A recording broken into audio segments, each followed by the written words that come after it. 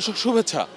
শাহবাগ জাতীয় জাদুঘরের সামনে থেকে আপনাদের জনতার কথা অনুষ্ঠানে স্বাগত জানাচ্ছি আমি আসিফ সুমিত। আপনারা জানেন একুশে টেলিভিশন নিয়মিতভাবে জনতার কথা, জনগণের কথা শুনতে এটি আয়োজন করে থাকে। তবে আজকে একটু ব্যতিক্রম আয়োজন।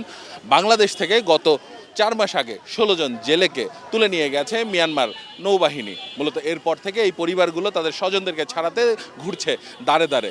তারা আজকে এসে দাঁড়িয়েছেন জাতীয় জাদুঘর শাহবাগের সামনে।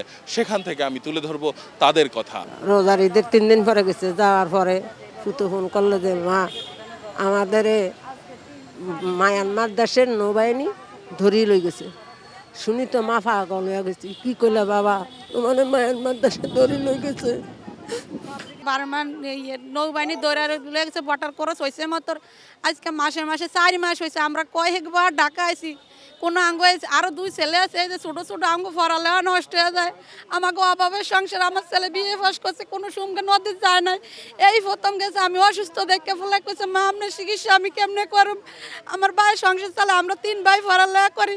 আবার খরচে আর ফরালার খরচে কামাই কোনো অঙ্ক মিলে না। ইয়ার লেগে নদী যায় যে ফোলা বিপদে, আমি ফোলা বিপদে দেখি তো আই ফোলার কাছে কি জবাব দিই। ফোলাই ফোন দিয়ে কয় মা আমার স্বপ্ন তো মিথ্যা হয়ে গেছে। ফোলাই চাইছে আরো পড়ালেখা করতো, 2 লাখ টাকা দিছে। আমরা সব জায়গায় কাগজপত্র ফরেস্ট মন্ত্রীর অফিসে জমা দিছি, এর এম্বাসির কাছে বলে দিছি। এম্বাসি কোনো নিয়ার মানতে উত্তর দেয় না, হ বা না। আমাকে প্রধানমন্ত্রী যদি একটু সাহায্য করে তাহলে দয়া করে আজ না দেয় তাহলে আমাকে উপকার হবে না। আমাকে কাগজের এই কাগজের পরে আর কোনো কাগজের শেষ নাই। সাগর মাছ মারুতে চাউলাম মাঝে মানে এই সাগরত মানে তার এখন গিয়ে বর্ডারে হাসো বিশ্ব গেছে বলে মানে মানে পুলিশে তারা ধরে গেছে। 3 কল দিছে, দিয়ে বলছে যে আমরা এখন কি করব। তো বলছে যে এটা সরকার ছাড়া কোনো উদ্ধারপতি হবে না, আপনারা একজন সোশ্যাল মিডিয়া নিয়ে ওটা আপনারা তাদাম দেশে সরিয়ে দেন, তাহলে সবার কানে কানে যাব। সরকার যে প্রশাসন রাখছে, প্রশাসনে আপনার এই ঠিক মতন ডিউটি করে না। ঠিক মতন যদি ডিউটি করতো তাহলে ওরা ওই পাশে যাইতে পারতো না, আর হেরো এই পাশে আইতে পারতো না। সরকার ছাড়া আমাগরে কেফু আনতে পারবো না, এটা সরকারে আমাগরে নিতে পারবো। কলেজে ফাটিয়ে আজকে 4 মাস সন্তান চোখে দেখি না, খাওয়া দাওয়া খুবই কষ্ট আমাদের। আমরা নদী ভাঙা, আমাদের কোনো জায়গা জমিন নেই। আমাদের ভাসিয়ে পর্যন্ত কেউ যা ধারাও না, আমাদেরকে 2 টাকাও সাহায্য করে নেই। এবং কি যে কোম্পানির ট্রলার পেয়েছে, ও কোম্পানি কখনো আমাদেরকে 5 টাকা দিয়েও সহযোগিতা করে নেই। কর্মাগো কান্না না কান্না কিছু করতে পারবেন না, কেমনে ওগুলো আনবেন এই চেষ্টা করেন। আমাদের কারো ধরুন কার ধরে গেছি, জানেন বিদ্যারে গেছি, কোনো সারা দেয় না।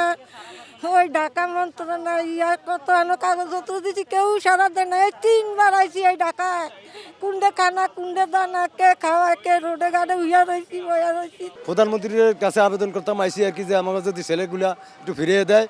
এই আমরা এম্বাসিতে যা কাগজ দিছি, স্বরাষ্ট্র মন্ত্রণালয় কাগজ দিছি, পররাষ্ট্র মন্ত্রণালয় কাগজ দিছি, কোনো নেই আমাকে সারা শব্দ দেয় নাই। কাগজপত্র ওনারা রিসিভ না করার ছাড়া আমরা ছাড়ার কোনো